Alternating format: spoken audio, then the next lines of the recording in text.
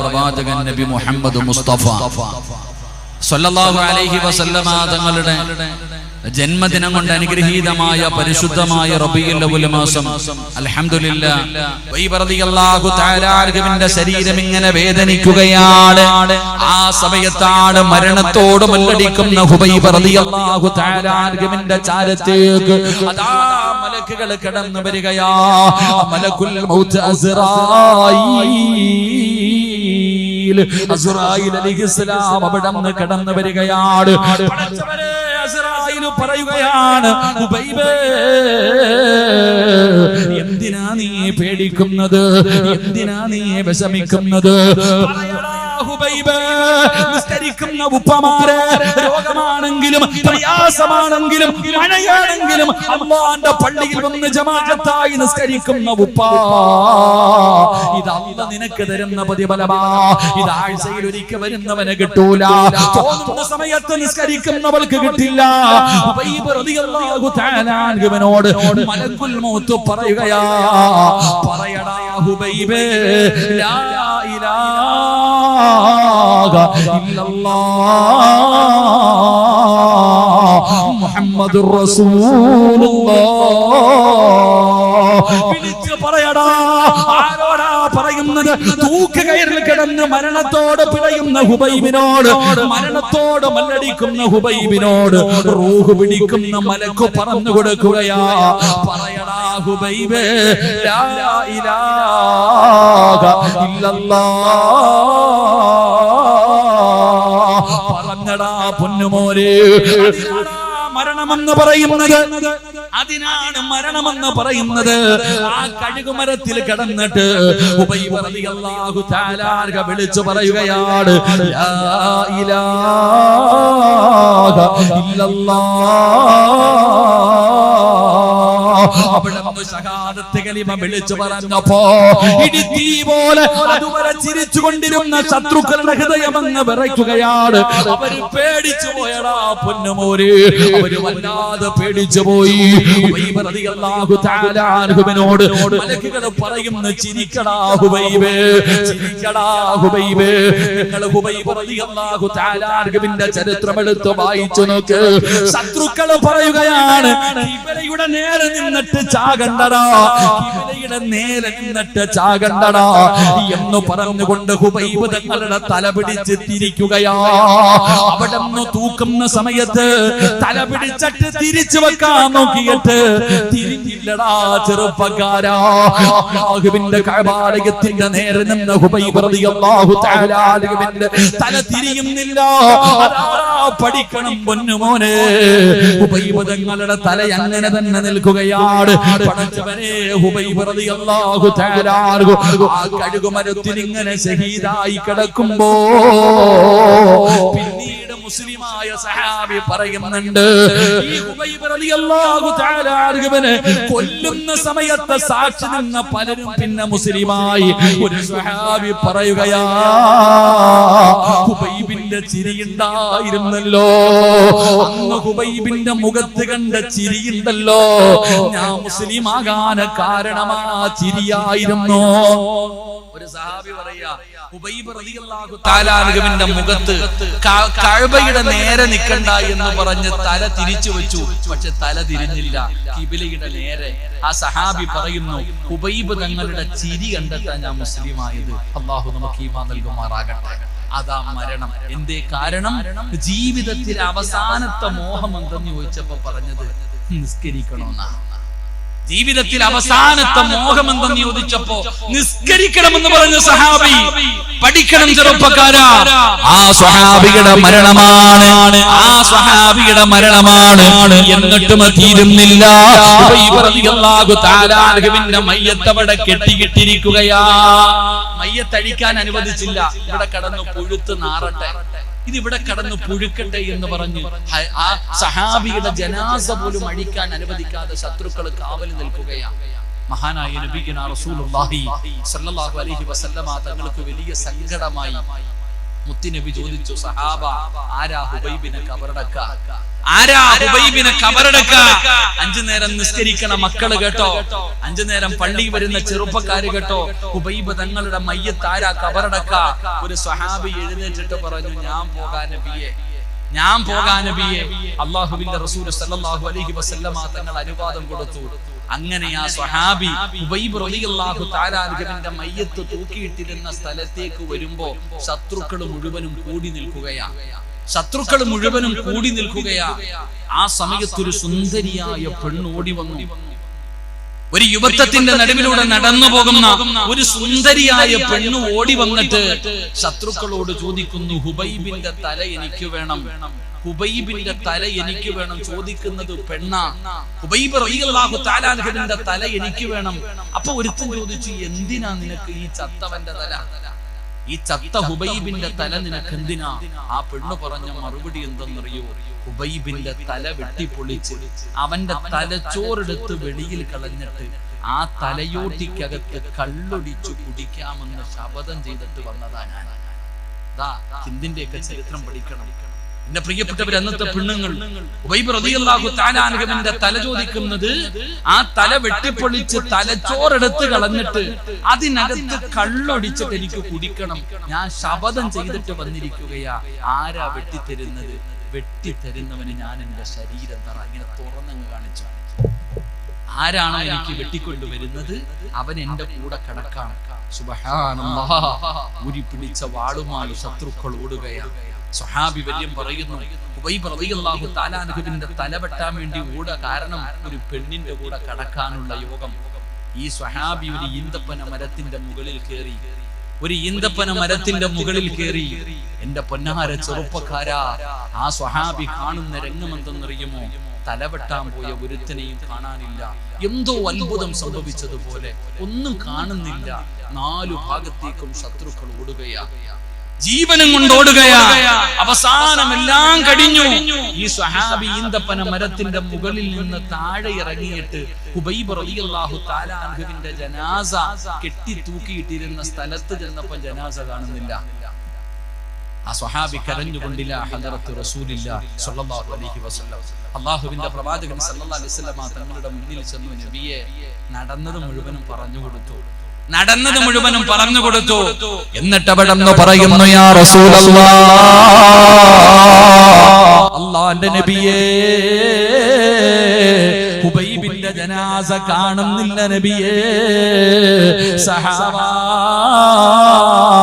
ഹുബൈബിനെ കബറടക്കി സഹാബ, ഹുബൈബിനെ കബറടക്കി സഹാബ. കബറടക്കിയത് ഈ പരിസരത്തുള്ള ചെറുപ്പക്കാരോട് പറയുകയാ, അവനെ 5 നേരം ഈ പള്ളിയിൽ വന്ന് നിസ്കരിക്കുന്നവനാണോ? ഈ പള്ളി തികയൂല. നിന്റെ ജനാസ വീട്ടിൽ നിന്ന് കുളിപ്പിച്ച് ഒരുക്കുമല്ലോ. നിന്റെ കുടുംബക്കാര് മുഴുവനും ഈ പള്ളിയിൽ നിന്ന് മയ്യത്ത് കെട്ടിൽ നിന്റെ വീട്ടിൽ കൊണ്ടുവച്ചോ. വീട്ടുകാര് മുഴുവനും നിന്നെ എടുക്കുകയാണ്. പടച്ചവനെ, പുതിയ പളയെ ഒരുക്കുന്നത് പോലെ നിന്നെ കുളിപ്പിച്ച് ഒരുക്കിയിട്ട് മൂക്കിന്റെ ദ്വാരം പഞ്ഞി കൊണ്ടടക്കുന്നേ. കാണേണ്ടവർ കണ്ടോ, ഇതാ പൊതിയുന്നേ. മയ്യത്തുകെട്ടിൽ തോളിലേക്കുയരുന്നേ. പുരയ്ക്കുള്ളിലെപ്പോൾ രോദനം ഉയരുന്നേ. അരുമക്കിടാങ്ങൾ വാപ്പയെ വിളിക്കുന്നേ. അതിനുത്തരം നൽകാതെ നീ കിടക്കുന്നേ. കൊണ്ടുവരുമടാ ചെറുപ്പക്കാരാ, നിന്നെ ഈ പള്ളിയിലേക്ക് കൊണ്ടുവരും. 5 നേരം നിസ്കരിച്ച ഉമ്മ, എത്ര തിരക്കാണെങ്കിലും ബാങ്ക് വിളിച്ചാ നിസ്കരിക്കുന്ന ഈ പരിസരത്തുള്ള എന്റെ പ്രിയപ്പെട്ട പെങ്ങന്മാരെ, നിന്നെ കബറടക്കാൻ കൊണ്ടുവരുന്നതിന് മുമ്പ് ഈ പള്ളി നിറയുകയാ. ഈ പള്ളിയുടെ പരിസരം നിറയുകയാ. ആരാ വരുന്നതെന്നറിയുമോ? ആരാണ് വരുന്നതെന്നറിയോ? അല്ലാഹുവിന്റെ റസൂൽ അവിടെന്ന് പറയുകയാ, അല്ലാഹുവിന്റെ റസൂൽ അവിടെന്ന് പറയുകയാ. പിന്നെ ആരാ വരുന്നതെന്നറിയോ? അല്ലാഹുവിന്റെ മലക്കുകളാ. ജനിച്ചത് മുതൽ മരിക്കുന്ന കാലം വരെ പാപം ചെയ്യാത്ത, പാപം പറയാത്ത, പാപം കാണാത്ത അല്ലാഹുവിന്റെ മലക്കുകളുണ്ടല്ലോ. ആ മലക്കുകൾ ഇവിടെ നിറയുകയാണ്, ഇവിടെ നിറയുകയാണ്. അല്ലാഹുവിന്റെ റസൂല് പറയുന്നു, സ്വഹാബാ, ഉബൈബിനെ കബറടക്കിയതാരെന്നറിയോ? മലക്കുകളാണ് സഹാബാ. അല്ലാഹുവിന്റെ മലക്കുകളെ കബറടക്കിയ സഹാബിയ മഹാനായ ഉബൈബ് ഇബ്നു അദി റളിയല്ലാഹു തആല അൻഹു. എന്തിന്റെ പേരിലായിരുന്നെന്നറിയോ? ജീവിതത്തിന്റെ അവസാനത്തെ അഭിലാഷം എന്തെന്ന് ചോദിച്ചപ്പോ നിസ്കരിക്കണമെന്ന് പറഞ്ഞ ഉബൈബിന് പടച്ചറപ്പ് കൊടുത്ത പ്രതിഫലമാ. അതുകൊണ്ട് ഈ സദസ്സിലിരിക്കുന്നവരോട് പറയുകയാണ്, നിസ്കാരമുണ്ടോ? എന്റെ കുടുംബം പട്ടിണിയാകില്ല. ഒരു തന്റെ മുന്നിലും കൈനീട്ടേണ്ട ഗതി വരൂല. അല്ലാഹു നിനക്ക് റിസ്ക് തരും, അല്ലാഹു നിനക്ക് റിസ്ക് തരും. അതുകൊണ്ട് എന്റെ പ്രിയപ്പെട്ടവരോട് പറയുകയാണ്, പറഞ്ഞു പഠിച്ചോ. തവക്കൽതു അലല്ലാഹ്, തവക്കൽതു അലല്ലാഹ്, തവക്കൽതു അലല്ലാഹ്. അല്ലാഹു നിന്റെ റിസ്കില്, നിന്റെ ഉപജീവനത്തില് അല്ലാഹു വിശാലത നൽകുമെന്ന് മഹാനായ ആദരവായ പ്രവാചകൻ നബി മുഹമ്മദ് മുസ്തഫ സല്ലല്ലാഹു അലൈഹി വസല്ലമ തങ്ങൾ പറയുകയാ. അതുകൊണ്ട് 4 പഠിച്ചു. തവക്കൽതു അലല്ലാഹ് പറഞ്ഞാ കിട്ടുന്ന 4 പ്രതിഫലം പഠിച്ചു. 5ാമത്തേത് എന്തെന്നറിയുമോ? മഹാനായ നബി മുഹമ്മദ് മുസ്തഫ, മഹാനായ നബി മുഹമ്മദ് മുസ്തഫ. ഇൻഷാ അല്ലാഹ് അവസാനം കൊടുക്കാം. അൽഹംദുലില്ലാഹ്. 5ാമത്തെ കാര്യം, തവക്കൽതു അലല്ലാഹ് എന്ന് പറയുന്ന ഒരു മനുഷ്യൻ അല്ലാഹു കൊടുക്കുന്ന 5ാമത്തെ പ്രതിഫലം എന്തെന്നറിയുമോ? ഇതുകൂടെ പറഞ്ഞുകൊണ്ട് നമുക്ക് ദുആ ചെയ്ത് പിരിയാം. അല്ലാഹുവിന്റെ പ്രവാചകൻ സല്ലല്ലാഹു അലൈഹി വസല്ലമ തങ്ങൾ പറയുകയാണ്, 5ാമത്തെ പ്രതിഫലം എന്തെന്നറിയുമോ? അല്ലാഹുവിന്റെ റസൂൽ അവിടെന്ന് പറയുകയാ, ഏത് പ്രതിസന്ധിയിലും പിടിച്ചു നിൽക്കാനുള്ള ശക്തിയാ, ഏത് പ്രതിസന്ധിയിലും പിടിച്ചു നിൽക്കാനുള്ള ശക്തിയാ പടച്ചവരെ. അങ്ങനെ ഒരു ഈമാൻ ഞങ്ങൾക്ക് നൽകണേ അല്ലാഹ്.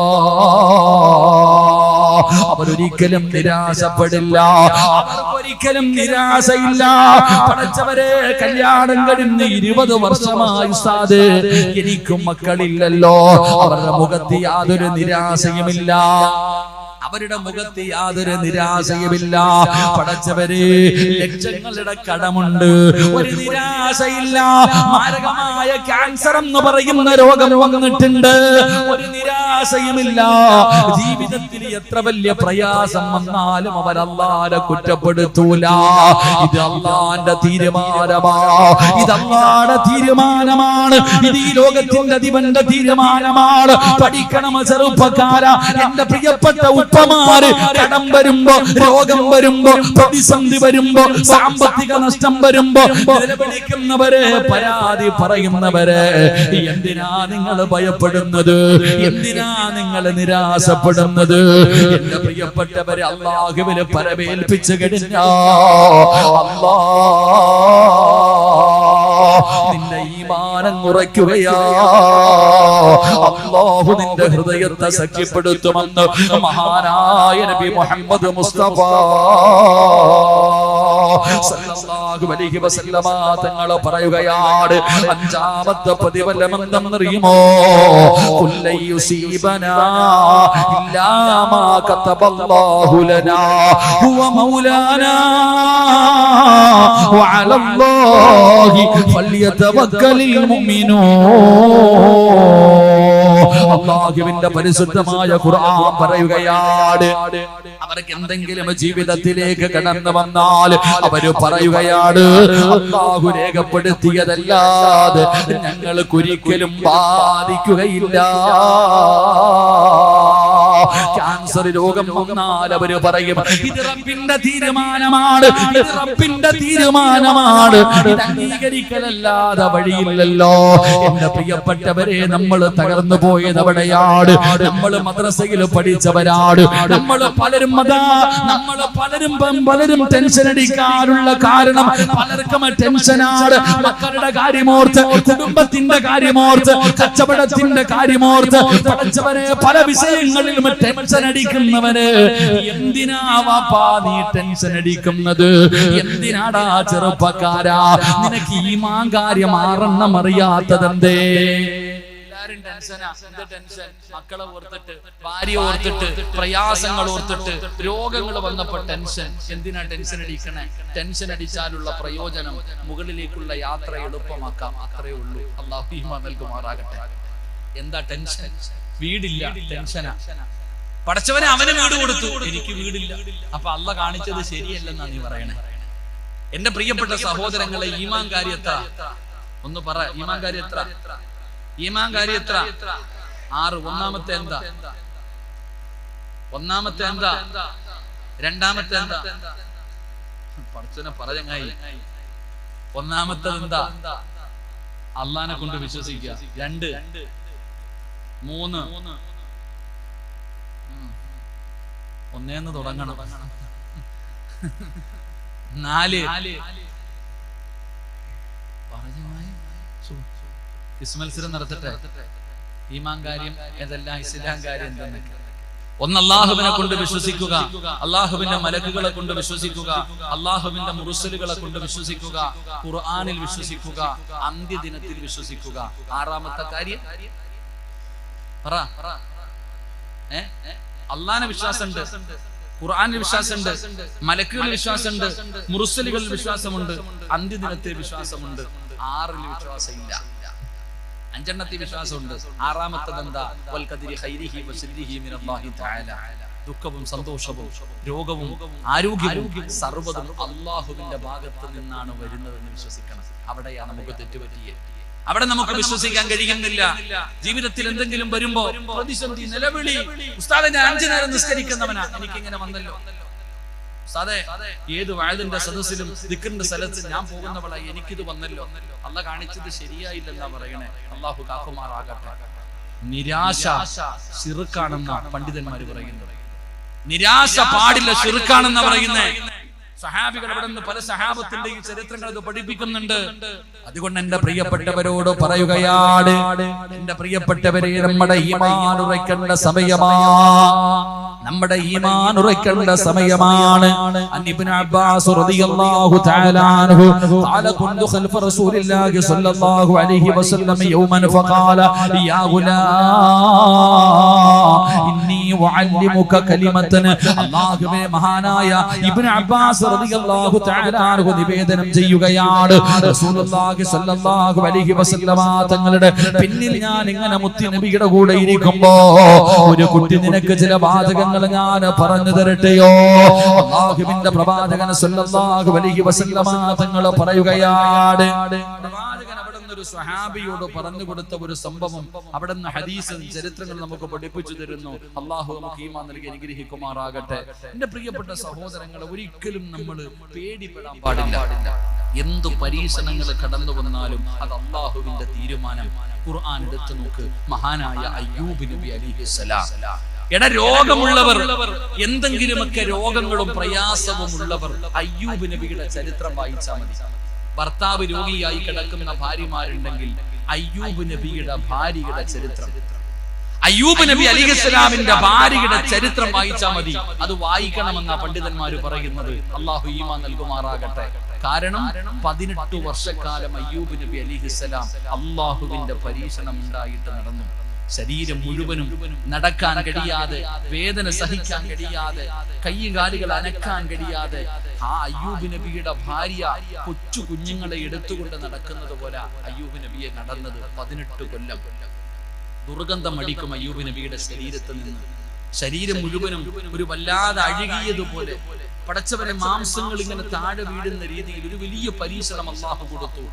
ഒരിക്കൽ അയ്യൂബ് നബിയുടെ ഭാര്യ ഹന്നത്ത് ബീവി റളിയല്ലാഹു തആല അൻഹ നോക്കി നോക്കി നോക്കി സഹികെട്ടു. തന്റെ ഭർത്താവിന്റെ അവസ്ഥ കണ്ടിട്ട് സഹിക്കാൻ പറ്റാതെ അടുത്തു പോയിട്ട് പറഞ്ഞു, നിങ്ങളൊരു പ്രവാചകനല്ലേ, ദുആ ചെയ്താൽ അല്ലാഹു അപ്പൊ തന്നെ സ്വീകരിക്കുമല്ലോ, ഒന്ന് ദുആ ചെയ്താൽ പോരെ, മാറൂല്ലേ?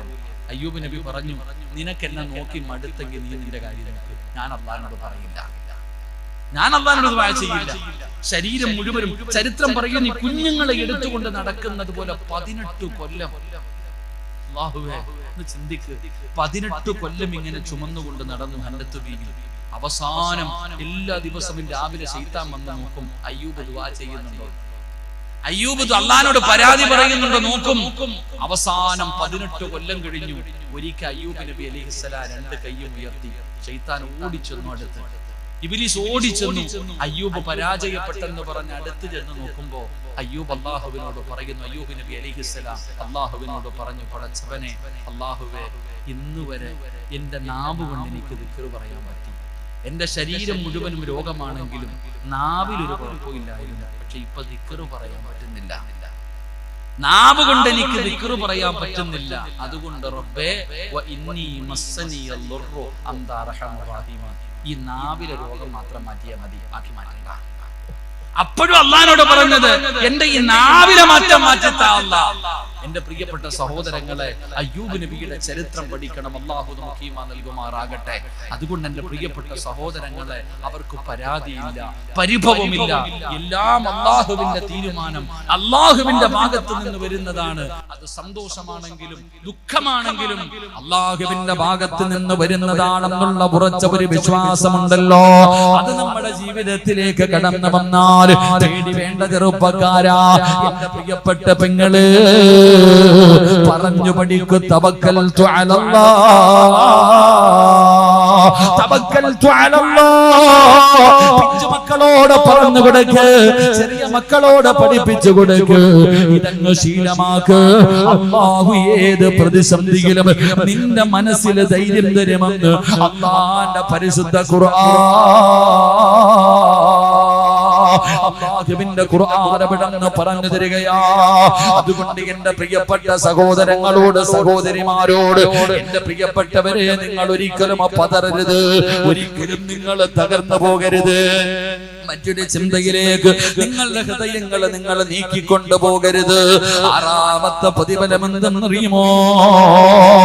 അല്ലാഹുവിന്റെ പരിശുദ്ധമായ ഖുർആൻ വിടന്ന് പറയുകയാ, തവക്കൽതു അലല്ലാഹ് എന്ന് പറയുന്നതിലൂടെ കിട്ടുന്ന 6ാമത്തെ പ്രതിഫലം എന്താ?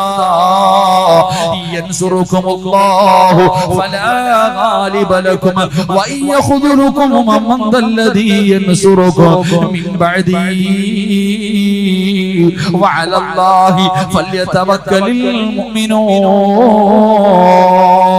6ാമത്തെ നന്മ എന്തെന്നറിയുമോ? 6ാമത്തെ പ്രതിഫലം എന്തെന്നറിയുമോ? അല്ലാഹുവിന്റെ സഹായം നിനക്ക് ലഭിക്കുമെന്ന് അല്ലാഹുവിന്റെ വിശുദ്ധ ഖുർആൻ. അല്ലാഹുവിന്റെ സഹായം നിനക്ക് ലഭിക്കും. പേടിക്കണ്ട, പേടിക്കണ്ട. ഏതൊക്കെ ശക്തികൾ നിനക്കെതിരെ തിരിഞ്ഞു വന്നാൽ വല്ലാത്ത പേടിയാണല്ലോ മുസ്ലിമിന്, വല്ലാത്ത പേടിയാണ്. പടച്ചവനെ, ലൗ ജിഹാദ് വന്നോ, തീവ്രവാദി എന്ന് വിളിച്ചു, ഭീകരവാദി എന്ന് വിളിച്ചു, ലൗ ജിഹാദ് കടന്നു വന്നോ. പടച്ചവനെ, ഭക്ഷണത്തിന്റെ ജിഹാദ് വന്നോ, അത് കഴിഞ്ഞപ്പോ കഞ്ചാവിന്റെ ജിഹാദ് വന്നു. എവിടെയും മുസ്ലിമിനെ ഒറ്റപ്പെടുത്തുകയാണ്, മുസ്ലിമിനെ എവിടെയും പടച്ചവനെ പരിഹസിക്കുകയാണ്. ശത്രുക്കൾ മുഴുവനും ഒറ്റക്കെട്ടാവുകയാ, ശത്രുക്കൾ മുഴുവനും ഒറ്റക്കെട്ടാവുകയാ. നമ്മളെ ഭയപ്പെടുത്തുകയാണ്, നമ്മളെ ഭയപ്പെടുത്തുകയാണ്. എടാ ചെറുപ്പക്കാരാ, പലരും ചോദിക്കുന്ന ഉസ്താദേ, പൗരത്വ ബില്ല് വരുന്നുണ്ട്, ഏക സിവിൽ കോഡ് വരുന്നുണ്ട്, കേന്ദ്രം ഭരിക്കുന്നത് ബിജെപി ആണ്, സർവ്വതും തകരുമല്ലോ, സർവ്വതും തകരുമല്ലോ, അവരെല്ലാവരും നമുക്കെതിരെ വരികയാണല്ലോ. പേടിക്കുന്നത് എന്തിനാടാ ചെറുപ്പക്കാരാ? നീ എന്തിനാ ഭയപ്പെടുന്നത്? അല്ലാഹ് നിന്റെ കൂടെ ഇല്ലേ പൊന്നുമോനെ? അല്ലാഹ് നിന്റെ കൂടെ ഇല്ലേ?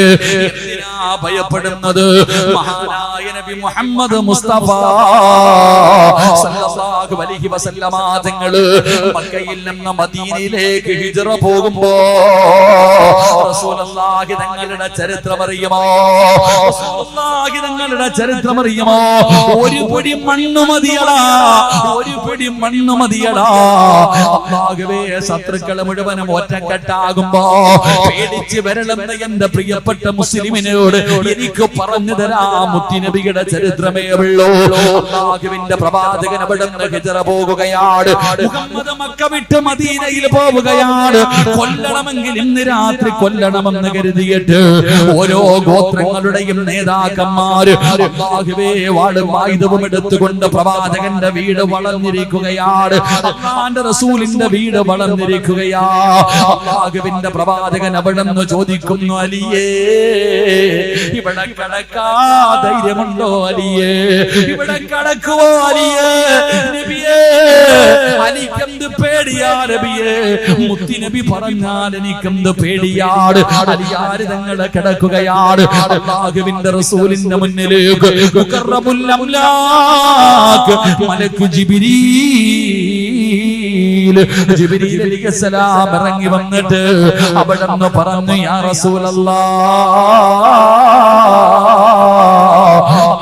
റസൂലേ, യാത്രയ്ക്ക് തയ്യാറായി കഴിഞ്ഞാൽ യാത്ര തുടങ്ങാൻ സമയമായ ഒരു പിടി മണ്ണ് വാരണം നബിയേ, ഒരു പിടി മണ്ണ് വാരണം നബിയേ.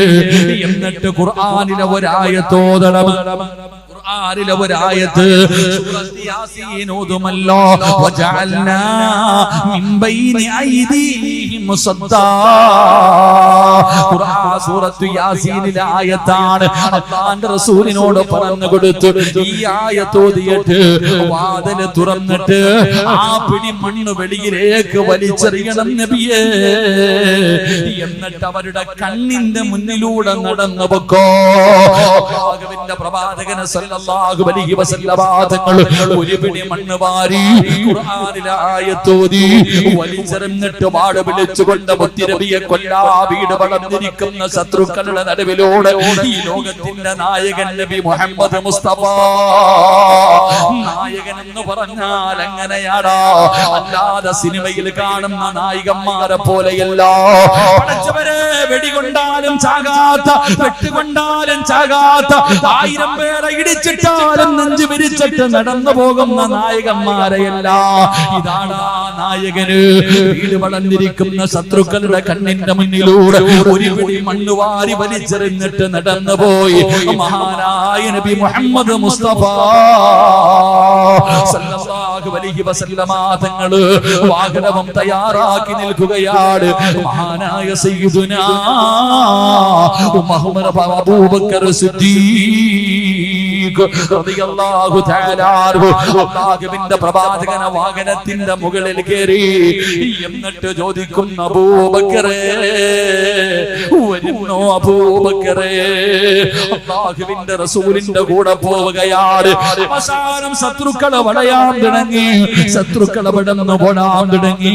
അല്ലാഹുവിന്റെ പ്രവാചകൻ സല്ലല്ലാഹു അലൈഹി വസല്ലമ തങ്ങൾ പർവ്വതത്തിന്റെ ഉള്ളിൽ കാണുന്ന ചെറിയ ഗുഹയുണ്ടല്ലോ, അതിനകത്തല്ലേ മുത്തുനബിയും അബൂബക്കർ തങ്ങളും കയറിയിരുന്നത്.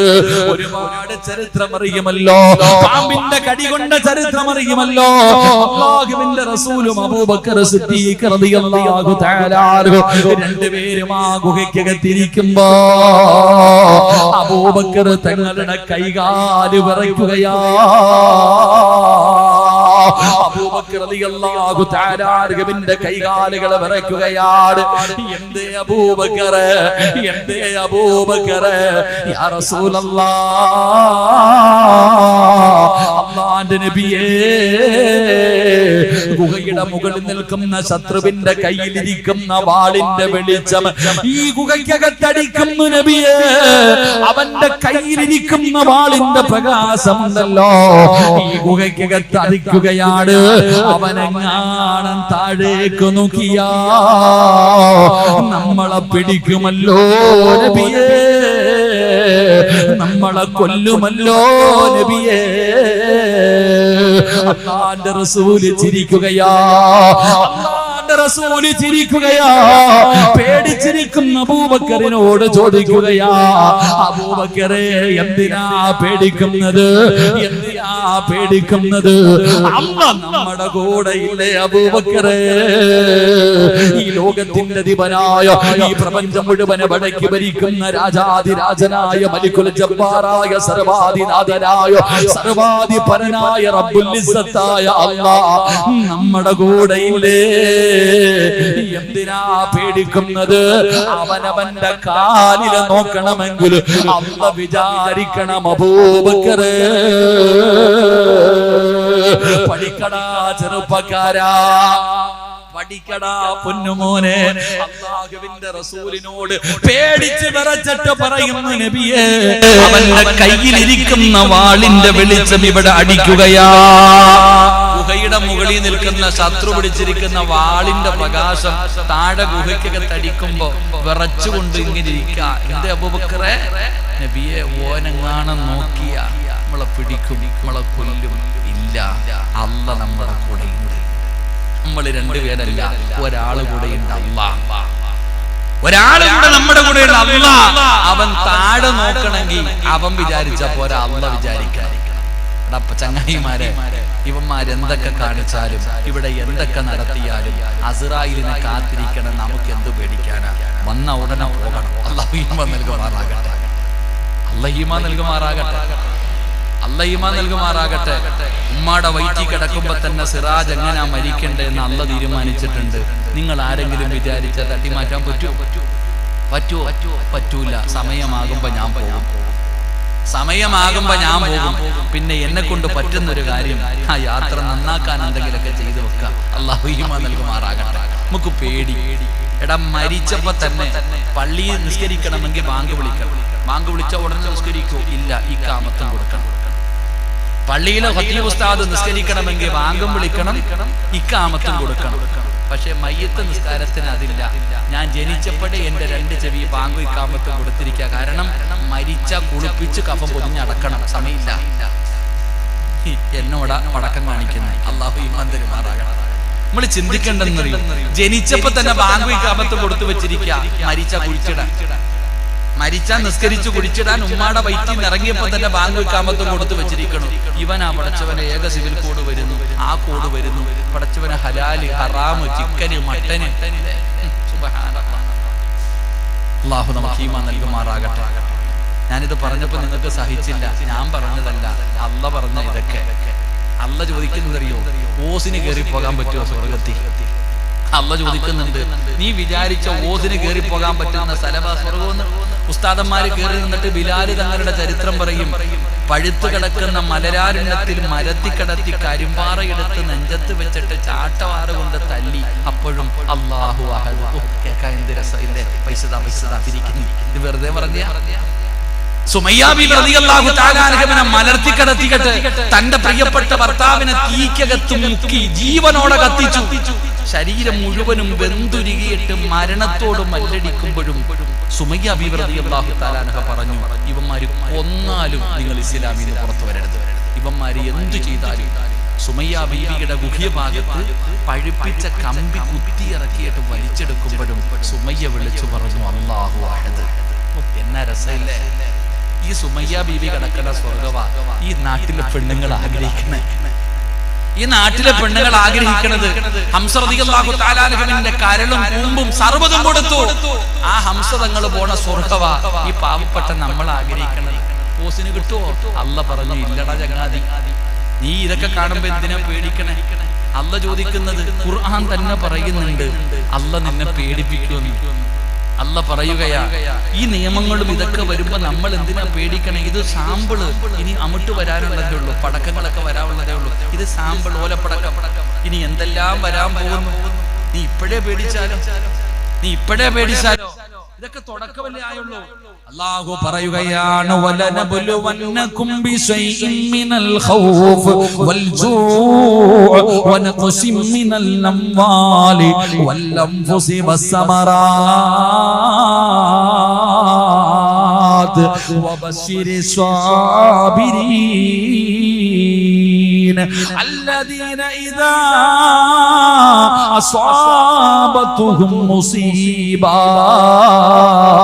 قالوا إنا لله وإنا إليه راجعون. ഇന്നാലില്ല പറഞ്ഞാൽ കിട്ടുന്ന പ്രതിഫലം ഇനി ഒരു ദിവസം വാഴ്ച പറയണം. അള്ളാഹു പഠിക്കാൻ ഭാഗ്യം തരുമാറാകട്ടെ. മരിക്കുമ്പോ മാത്രമേ നമ്മളിത് പറയാറുള്ളൂ അല്ലെ. ഇന്നാലില്ല എന്ന് പറയുന്ന കേട്ടാ പറയാം ആരോ മരിച്ചത്. അത് മരിക്കുന്ന സമയത്ത് മാത്രം പറയാനുള്ള ദിക്റാണോ? പറ. പിന്നെ എപ്പോ പറയാനുള്ളതാ?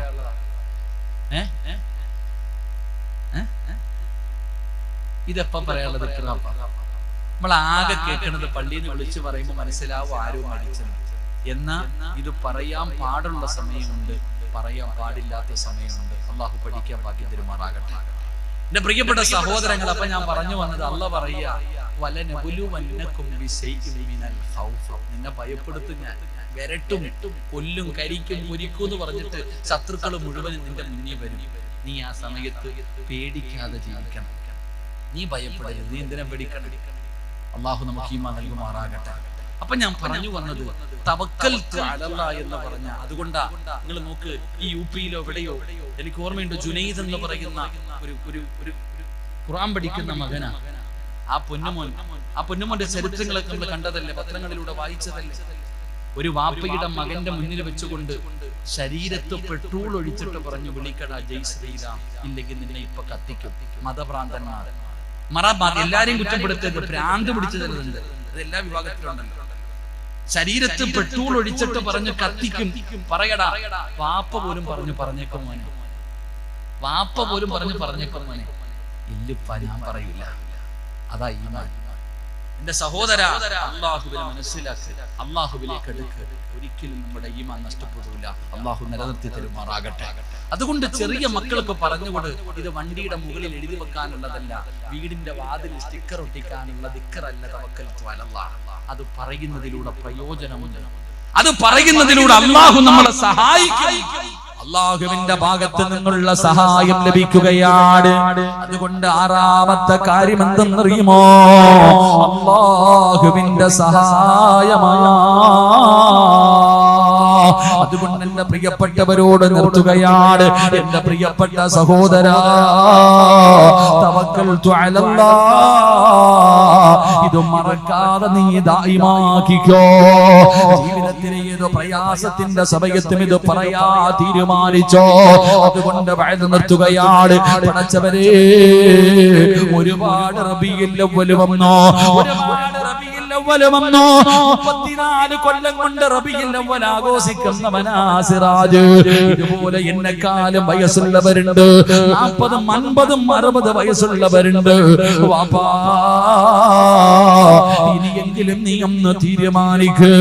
അല്ലാഹുവിന്റെ പ്രവാചകൻ നബി മുഹമ്മദ് മുസ്തഫ സല്ലല്ലാഹു അലൈഹി വസല്ലമ തങ്ങളുടെ ചാരത്തേക്ക് മുഖറബുൽ അംലാക്ക് മലക്ക് ജിബ്രീൽ അലൈഹിസ്സലാം കടന്നു വരികയാണ്. ഈ സൂറത്ത് ഇറങ്ങിയപ്പോഴാണ് അല്ലാഹുവിന്റെ റസൂല് കരഞ്ഞത്. മുത്തുനബി അല്ലാതെ പ്രയാസപ്പെട്ടു പോയത്, പ്രവാചകന്റെ മുടി നരച്ചു പോയത്. എന്റെ പ്രിയപ്പെട്ടവരെ, ഈ സൂറത്ത് ഇറങ്ങിയപ്പോഴാണ് ഇദാ ജാ നസ്റുല്ലാഹി വൽ ഫത്ഹ് വറഅയ്തൻ നാസ യദ്ഖുലൂന ഫീ ദീനില്ലാഹി അഫ്വാജാ ഫസബ്ബിഹു ബിഹംദി റബ്ബിക. അല്ലാഹുവിന്റെ റസൂലിനോട് അല്ലാഹ് പറയുകയാണ്, ഫസബ്ബിഹു ബിഹംദി റബ്ബിക വസ്തഗ്ഫിറുഹു.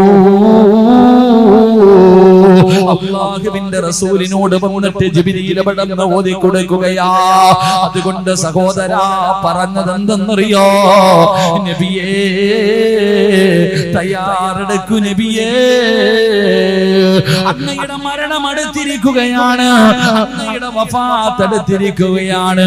അതുകൊണ്ട് ഒരുങ്ങിക്കോ, അങ്ങതുകൊണ്ട് ഒരുങ്ങിക്കോ. ഫസ്തഗ്ഫിറുഹു, അവിടെ നിന്ന് പറയുന്നു ഫസബ്ബിഹു ബിഹംദി റബ്ബിക. അല്ലാഹുവിന്റെ റസൂൽ അവിടെ നിന്ന് ഒരുങ്ങുകയാണ്, ഇബാദത്തുകൾ അധികരിപ്പിക്കുകയാണ്, കാല് നീര് കെട്ടുന്ന രീതിയിൽ അല്ലാഹുവിന്റെ റസൂൽ നമസ്കരിക്കുകയാ. പാതിരാത്രികളിൽ അല്ലാഹുവിന്റെ പ്രവാചകൻ അവിടെ നിന്ന് കാല് നീര് കെട്ടുന്ന രീതിയിൽ അവിടെ നിന്ന് നമസ്കരിക്കുമ്പോ ആയിഷ ബീബി റളിയല്ലാഹു തആല അൻഹ ചോദിക്കുകയാണ്, യാ റസൂലല്ലാഹ്, അല്ലാഹുവിന്റെ നബിയേ, എന്തിനാണ് കാല് നീര് കെട്ടുന്ന രീതിയിൽ നിസ്കരിക്കുന്നത്? അങ്ങയുടെ പാപങ്ങൾ മുഴുവനും അല്ലാഹു പുറത്തു തന്നിട്ടുണ്ടല്ലോ. ആ സമയത്ത് അല്ലാഹുവിന്റെ പ്രവാചകൻ പറഞ്ഞത്, അഫലാ അകൂന അബ്ദൻ ശകൂറാ, അല്ലാഹുവിനോട് നന്ദിയുള്ള ഒരു അടിമയാകണ്ടേ ആയിഷ. അവിടുന്ന് പടച്ചവനെ ദിക്റുകൾ അധികരിപ്പിക്കുകയാണ്, നിസ്കാരങ്ങൾ അധികരിപ്പിക്കുകയാണ്, ഖുർആൻ ഖത്ം ഓതുന്നത് ഇരട്ടിയാക്കുകയാണ്. അല്ലാഹുവിന്റെ റസൂൽ ഇസ്തിഗ്ഫാർ പറയാൻ തുടങ്ങി. ഒരു ദിവസം അല്ലാഹുവിന്റെ റസൂൽ 100ഓളം പ്രാവശ്യം അസ്തഗ്ഫിറുല്ലാഹല്ലദീ, അവിടുന്ന് ഇസ്തിഗ്ഫാറുകൾ അധികരിപ്പിക്കുകയാ, ഒരുങ്ങുകയാ സഹോദരാ, മരണത്തിന് വേണ്ടി ഒരുങ്ങുകയാണ്. അല്ലാഹുവിന്റെ റസൂൽ അവിടുന്ന് മരണത്തിന് വേണ്ടി ഒരുങ്ങിയെന്ന ചരിത്രം പറയുമ്പോ എന്റെ പ്രിയപ്പെട്ടവരോട് പറയുകയാണ്, റബീഉൽ അവ്വൽ മാസം കടന്നു വരുമ്പോൾ അല്ലാഹുവിന്റെ പ്രവാചകൻ സല്ലല്ലാഹു അലൈഹി വസല്ലമ തങ്ങളുടെ ജന്മദിനം കടന്നു വരുമ്പോ മാത്രം അല്ലാഹുവിന്റെ റസൂലിനോടുള്ള സ്നേഹം കാണിച്ചാ പോരാ, അത് പച്ചലൈറ്റിലോ കിട്ടുന്ന തോരണങ്ങളിലോ നടത്തുന്ന പരിപാടികളിൽ മാത്രമല്ല, റബീഉൽ അവ്വൽ 1 മുതൽ 12 വരെ ആഘോഷിച്ച് നിർത്താറുള്ള ആണ്ടല്ല. അല്ലാഹുവിന്റെ റസൂലിനോടുള്ള സ്നേഹമുണ്ടല്ലോ, അത് ഹൃദയത്തിൽ വേണം മോനെ, അത് ഹൃദയത്തിൽ വേണം മോനെ. എന്റെ ചെറുപ്പക്കാരാ, മുത്തുനബിയുടെ സമുദായമല്ലേടാ, എങ്ങനെയാടാ നിനക്ക് പെണ്ണുങ്ങളെ പോലെ മുടി വളർത്താൻ കഴിയുന്നത്? പടിവെട്ടിയ മുടിയുമായി ആണും പെണ്ണും തിരിച്ചറിയാൻ കഴിയാത്ത രീതിയിൽ എങ്ങനെയാടാ നിനക്ക് മുടി ധരിക്കാ, മുടി ഇങ്ങനെ വളർത്താൻ കഴിയുന്നത്, മുടി ഇങ്ങനെ വെട്ടാൻ കഴിയുന്നത്? ചെറുപ്പക്കാരന്റെ കയ്യിലെ ചങ്ങലയാ, അതാ കഴുത്തില് ചങ്ങല ഇട്ടുകൊണ്ട് നടക്കുന്ന ചെറുപ്പക്കാര്, മോനെ പൈസ കൊടുത്തിട്ട് കീറിയ പാൻറ് വാങ്ങുന്നത് എന്തിനാടാ? എന്തിനാടാ ചെറുപ്പക്കാരാ? പണ്ട് പിച്ചക്കാര് പടച്ചവനെ പൈസ ഇല്ലാതെ യാചിക്കാൻ വരുന്നവര് ധരിച്ചിരിക്കുന്ന വസ്ത്രമാണല്ലോ ഒന്ന് പൈസ കൊടുത്ത് നീ ധരിച്ചിരിക്കുന്നത്. നീ മുത്തുനബിയെ സ്നേഹിക്കുന്നവനാണെന്ന് പറയുന്നവനല്ലേ? നീ പറയുമല്ലോ എന്റെ കരളിന്റെ കഷ്ടമാണ് മുത്തുനബി എന്ന് പറയുമല്ലോ. ഒരിക്കലും എന്റെ ചെറുപ്പക്കാരാ, എങ്കിൽ അങ്ങനെയല്ലടാ. ഒരു ചെറുപ്പക്കാരനുണ്ടായിരുന്നു, അല്ലാഹുവിന്റെ പ്രവാചകനെ ഹൃദയത്തിൽ കൊണ്ട് നടന്ന ഒരു ചെറുപ്പക്കാരനുണ്ടായിരുന്നു. ആരെന്നറിയോ? മഹാനായ സൗബാൻ റളിയല്ലാഹു തആല അൻഹു. ആരാണ് സൗബാൻ എന്നറിയോ? ഈ പരിശുദ്ധമായ റബീഉൽ അവ്വൽ എന്റെ പ്രിയപ്പെട്ടവരോട് പറഞ്ഞുകൊണ്ട് നിർത്തുകയാ, എല്ലാരും അല്ലാഹുവിന്റെ റസൂലിനെ സ്നേഹിക്കുന്നവരാ, പ്രവാചകന് ഹൃദയത്തിന്റെ അകത്ത് കൊണ്ട് നടക്കുന്നവരാ. എങ്കിലും നമുക്ക് പ്രവാചക സ്നേഹമെന്ന് പറഞ്ഞാൽ എന്തെന്നറിയുമോ? അല്ലാഹുവിന്റെ പ്രവാചകന്റെ സ്വഹാബിയാണ്. യുവത്വത്തിന്റെ നടുവിലൂടെ നടന്നു പോകുന്ന സൗബാൻ എന്ന് പറയുന്ന ചെറുപ്പക്കാരൻ എന്തൊരു ഗ്ലാമർ എന്നറിയുമോ? കാണാനത്ര സുന്ദരൻ എന്നറിയുമോ? കാണാമല്ലാത്ത സൗന്ദര്യമുള്ള സൗബാൻ എന്ന് പറയുന്ന ചെറുപ്പക്കാരൻ ഒരു ദിവസം അല്ലാഹുവിന്റെ പ്രവാചകന്റെ മുന്നിലൂടെ നടന്നു വരും. റസൂലുള്ളാഹിന്റെ കണ്ണ് നിറയുകയാ, അല്ലാഹുവിന്റെ പ്രവാചകന്റെ കണ്ണ് നിറയുകയാണ്. റസൂലുള്ളാഹി നോക്കുമ്പോ സൗബാൻ എന്ന് പറയുന്ന സുന്ദരനായ ചെറുപ്പക്കാരൻ എല്ലും തോലുമായിരിക്കുകയാണ്, എല്ലും തോലുമായിരിക്കുകയാണ്. പടച്ചവനെ തൊലിയെല്ലാം കറുത്തിരിക്കുകയാ. സൗബാനിന്റെ തൊലിയൊക്കെ കറുത്തുപോയി, അവിടത്തെ കണ്ണുകൂടി സുന്ദരനായ സൗബാൻ അവിടെ നിന്ന് വല്ലാതെ തകർന്നിരിക്കുകയാണ്. അല്ലാഹുവിന്റെ പ്രവാചകൻ പ്രവാചകൻ സല്ലല്ലാഹു അലൈഹി വസല്ലമ തങ്ങൾ അവിടുന്ന് ചോദിക്കുന്നു സൗബാരേ എന്തേ നിനക്ക് സംഭവിച്ചത് എന്തേ നിനക്ക് സംഭവിച്ചത് എന്തേ എത്ര വലിയ ടെൻഷനുണ്ട് നിനക്ക് വല്ല രോഗവുമുണ്ടോ ആ സമയത്ത് സൗബാൻ എന്ന് പറയുന്ന ചെറുപ്പക്കാരൻ പറയുകയാണ് യാ റസൂലല്ലാഹ് അല്ലാഹുവിന്റെ നബിയേ അല്ലാഹുവിന്റെ നബിയേ ഞാൻ ഇങ്ങനെയാകാനുള്ള കാരണം എന്തെന്നറിയുമോ ഞാൻ ഇങ്ങനെയാകാനുള്ള കാരണമെന്താ എനിക്ക് രോഗമുണ്ടായിട്ടല്ല എനിക്കൊരു